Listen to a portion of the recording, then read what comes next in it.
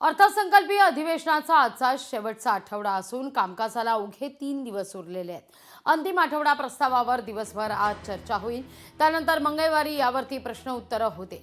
या चर्चेदरम्यान विरोधक कायदा आणि सुव्यवस्था आणि इतर प्रश्नांवरती सरकारला धारेवर धरण्याची शक्यता आहे। त्याचबरोबर कुणाल कामराच्या व्हिडिओमुळे शिवसैनिकांकडून कॉन्टिनेंटल हॉटेलमध्ये जी तोडफोड करण्यात आली तोही मुद्दा गाजण्याची शक्यता नाकारता येत नाहीये।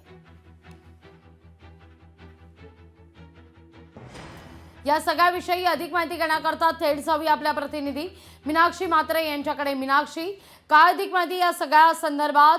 शेवटचा आठवडा आहे कामकाजाचा, केवळ 3च दिवस उरलेले आहेत। अनेक महत्त्वाचे मुद्दे आहेत। कोरटकरचा मुद्दा आहे, कुणाल कामराचा मुद्दा आहे। हे महत्त्वाचे मुद्दे आज अंतिम आठवड्यात गाजण्याची शक्यता नाकारता येत नाहीये। निश्चितच आपण पाहतोय की अंतिम आठवडा आहे आणि अवघे 3च दिवस राहिलेले आहेत अर्थसंकल्पीय अधिवेशन। लोकशाही मराठी ऐका, पहा, जागरूक रहा।